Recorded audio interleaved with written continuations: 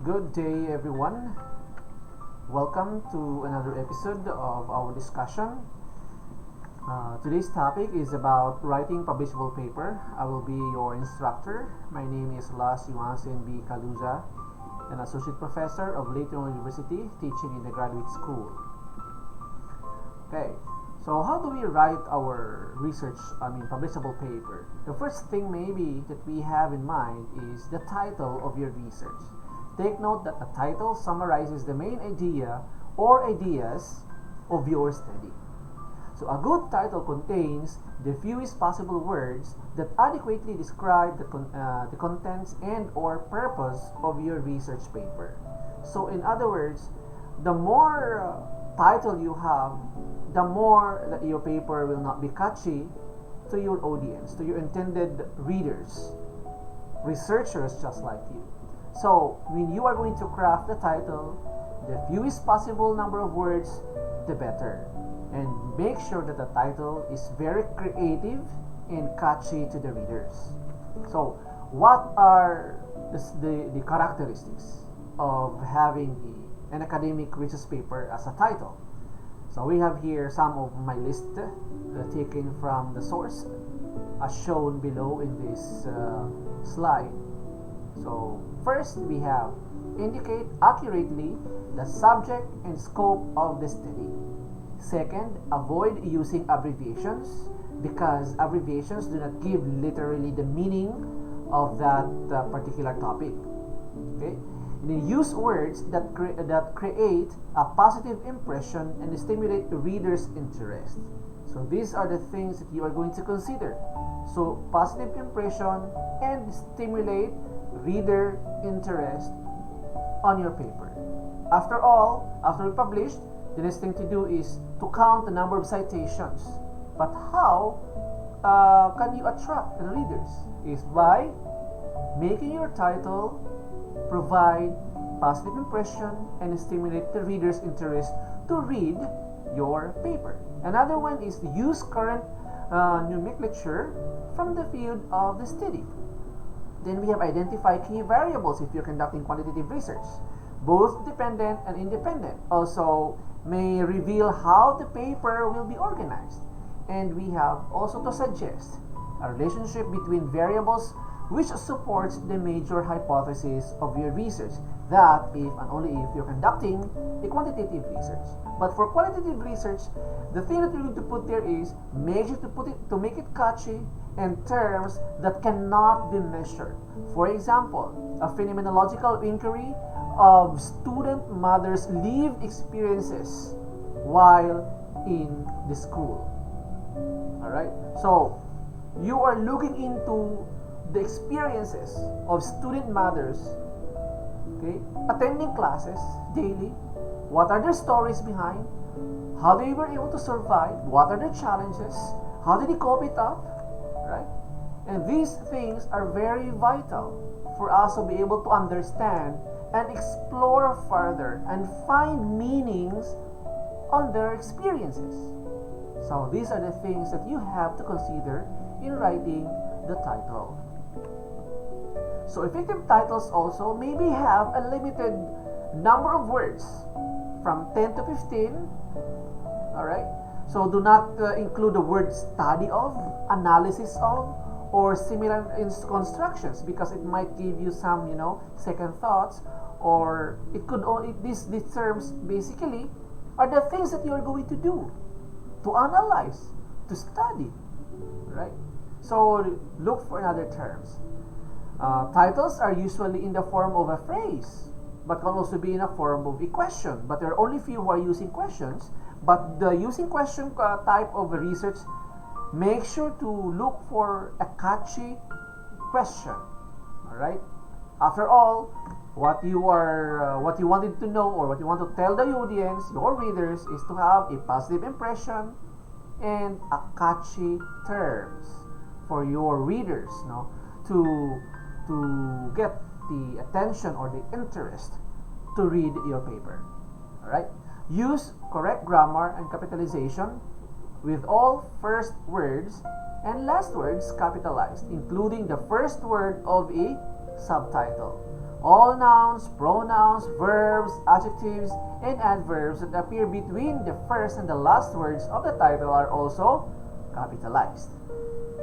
In academic papers, rarely in a title followed by an exclamation mark.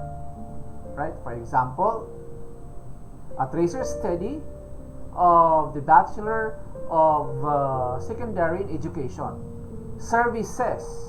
Exclamation point. As an example. However, a title or subtitle can be in the form of a question. Alright, so you have to limit that.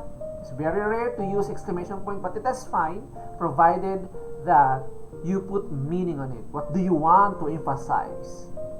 Okay? So, next part of your paper is the abstract. Some researchers define abstract as the window to your study, because abstracts allows you to elaborate upon each major aspects of the paper and helps the reader decide whether they want to read the rest of the paper or not. Therefore, enough key informations, for example, summary results, observations, trends, and among others, must be included to make the abstract useful to someone who may want to reference your work. So, what are the content of your abstract? First, a motivation statement. It could be a problem statement or a thesis statement of your paper. Next is theories and methods. Others do not require theories. They usually put immediately the methods, but others requires to put the theory and then the methods.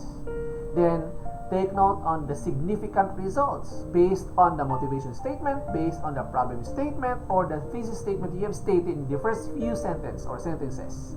So what is the significant result? Then your conclusion. Of course, recommendation is optional.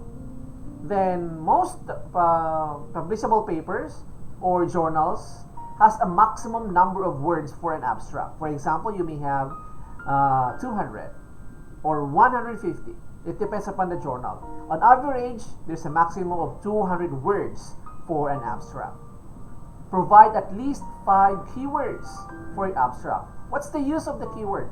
The keyword basically is used for the metadata for online searching in Google Scholar, in Microsoft Education, in EBSCO, and among others, or PubMed, for example, or in Clarivate, or in Scopus, or ACI, and among others. We use these keywords for you or for the journal to be easily search that particular research or researches having that terms in the keywords. Right? Next, we have the introduction. The introduction should answer the questions why you choose the topic for research, why is it important, why you adopted a particular method or approach, and so on and so forth. So in other words, what you are emphasizing in introduction is not just basically the rationale of your research, but at the same time, you have to emphasize the gaps that you want to answer. Okay? Whether it is a gap of knowledge, meaning those that is being written already, or the gap of literature. Alright? So take note of that. So what have you seen in the natural setting? What are the problems that you see? Justify that. Support that with a gap taken from the literature. Alright? Scientific paper, not from Wikipedia's, not from a blog, right? Or among others that are, may I quote, unreliable informations. So take note that what you're writing here is a scientific paper. So in other words, you may get your information mostly from scientific papers, from a reputable journals, and books. Okay? So take note of that. You may cite from a newspaper, but not always. Okay? Okay, 1 or 2 is enough. But mostly, you have to cite it from a scientific papers. Alright. So begin the introduction by providing a concise background account of the problem studied. State the objective of the investigation. Your research objective is the most important part of the introduction. Why are you conducting this? What is your argument? Right? Establish the significance of your work. Why was there a need to conduct a study? You have to justify that. You have to answer this. Introduce the reader to the pertinent literature. Do not give a full history of the topic, but rather tell an insight of that literature, showing the gap that there is a need to conduct the study. Only quote previous work having direct bearing on the present problem that you wanted to solve. Alright? What has been done before in this particular topic. Alright? And what has been done before that were not taken into consideration, alright, or gaps that were not solved, and that is why you wanted to continue this, for example. Okay, clearly state your hypothesis, the variables investigated, and concisely summarize the methods used. Define any abbreviations or specialized terms before you use it.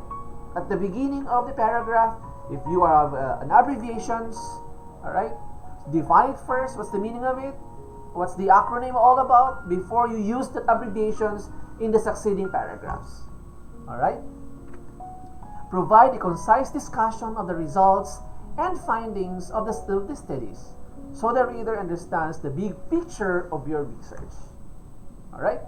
Describe some of the major findings presented in your manuscript and explain how they contribute to the larger field of research. This is now how you are going to state, okay, the essence of your paper in terms of the contribution to the body of knowledge. Okay? State the principal conclusion derived from your results. Identify any questions left unanswered from the literature reviews, for example, from the scientific papers that you have read and written in your introduction, okay? And new questions generated by your study. Take note to end your introduction with a thesis statement. Right? Some researchers, their rationale is basically at the last part of their paper, some in the beginning of their introduction.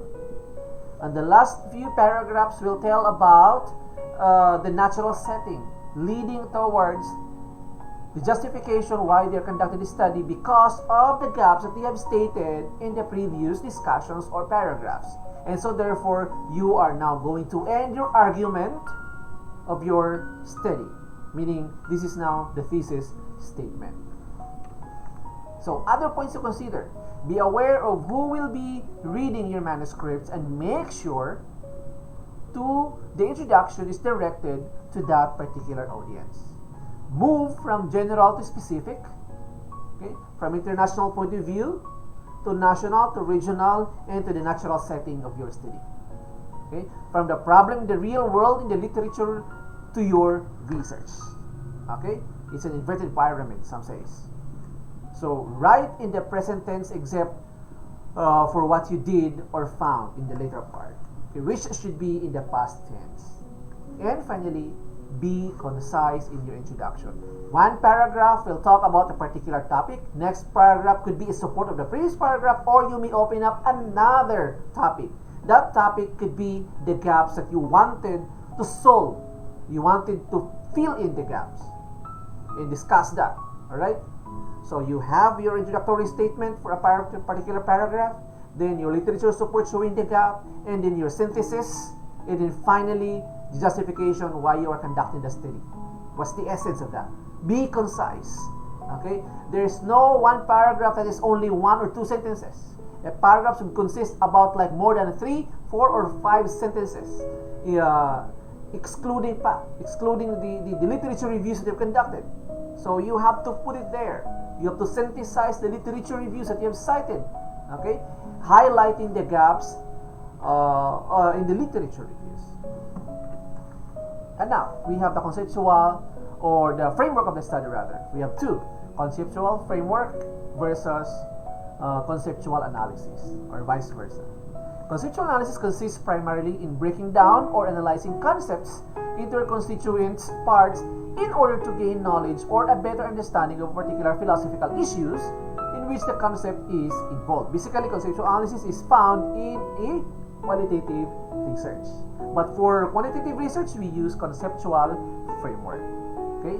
It's not merely a collection of concepts, but rather a construct in which each concept plays an integral role in your study.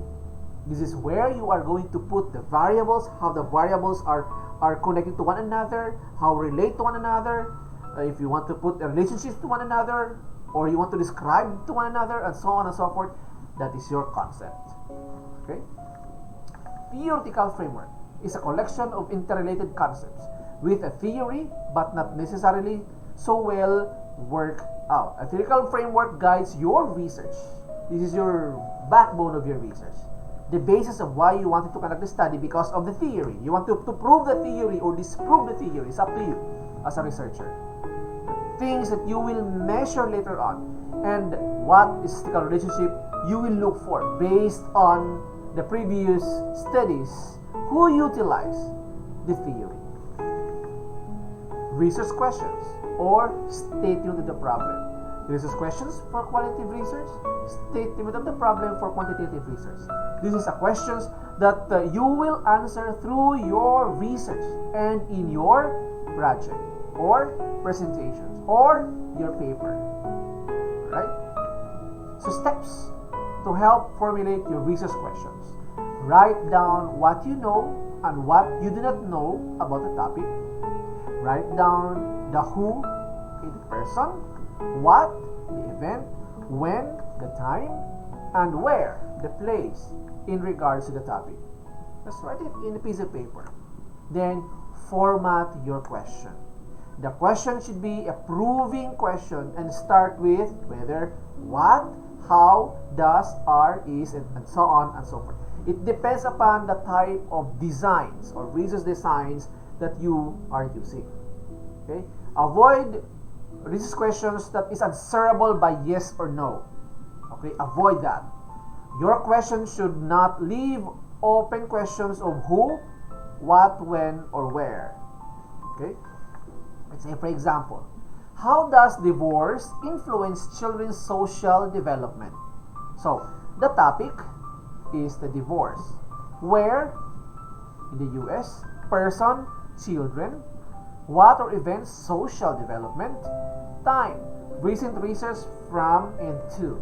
So, for example, for MIST, how will the aftermath of divorce affect humanity? Meaning it's too broad. What aspects? Who? So these are the questions. Another one, almost close. What effect does divorce have on children? What effect? What do you mean by that? But if you will say, how does divorce influence children's social development? So that could be a better question. Okay, another one. The topic is about video games. Where in the US, for example, who? Again, children. Event, violence. When or the time frame in the last 10 years. So for a MIST, what are the effects of video games on society? It's too broad again. What effect? On who? Okay? Is it young ones? Old? What? What particular age bracket, for example? Okay. Another one, do video games contribute to bad behavior? What do you mean bad behavior? It's too, imbalance. Alright? You lean only to other side. You should be at the middle only as a researcher. Okay? On who? Is it teenagers? Young children? Adults? Everybody plays a video game, for example. So it's too broad. So are children who play video games more likely to be violent? Alright, that's a hint. Okay. Next, we have the methodology. So the suggested format for qualitative research in terms of methodology, we have the following. We have research design. You have to state research design. This support your research design with literature stating the appropriateness of the design in your study. Okay, so for qualitative research, there are different types of research designs. We have phenomenology. In phenomenology, we have types of phenomenology. We have descriptive phenomenology, or the Husserlian phenomenology. Then there is also a transcendental phenomenology, an improved Husserlian phenomenology. We have the transcendental. Then we have interpretative phenomenology. Then we have now hermeneutics phenomenology. So you may choose which type of phenomenology that you want to use, and you have to support a literature why this fits in your study. Okay? You can do also case study. Then what kind of case study is that? Is it a single case study? Is it a multiple case study? Is it a embedded single case study or a multiple embedded case study? So it's up to you. And is this a descriptive type of case study? Is this a interpretive type of phenomenology of case study, and so on and so forth? So you look for Baxter studies or Robert Yin. Then another one for qualitative types of design, we have photo voice, we have grounded theory, narrative inquiry, all right, ethnomethodology, and so on and so forth. So there's a lot of research designs. We will discuss that later in the next few chapters. Okay. Then next to that is the research methods. State the process of the data collection, the locale of the study, and the sampling method. Okay. Take note that you are going to provide justifications, such as, for example, another subpart of this, we have participants selection criteria. Okay. What are the inclusion criteria of your participants for you to be able to consider that these are your participants of so many participants, of so many students, for example? Why is it that you want only to limit your study to a student mother, for example? So what are your criteria for you to be able to select those only of student mother participants? So right there, okay. Then we have characteristics of the participants. That's after you're able to select your participants. Let's say, for example, of 5 sections with 50 students each sections, and about like approximately 75 females. Out of 75 females of the 3 sections, there are about like 50 student mothers there, but not all the 50 student mothers are your participants, because it depends your inclusion criteria stated in the first few part of your study, which is the participant selection criteria. So perhaps out of 50 you were able to have only about like 45, okay, student mothers who qualify to your criteria, and so you get the characteristics of the participants. Then data analysis. There are types of data analysis here. Okay, it depends upon your research design, so you can choose that. Then we have establishing trustworthiness. For qualitative research, you have to establish trustworthiness via maybe member checking, triangulation, for example, dependability, credibility, transferability, and so on and so forth. You discuss all of these things that you're going to do so that your data, your participants, and the data and the analysis will be trusted. Then we have the ethical considerations. Ethical considerations basically is on ethics, all right, protection of your participants in this study. You state there whether you let them sign a consent form or assent form for underage and consent form, both, because consent form for an underage needs the parent's signature and the participants plus the assent form, all right, because we need to protect, okay, all the time your participants. After all, your participants here are all human beings. They should be protected, right?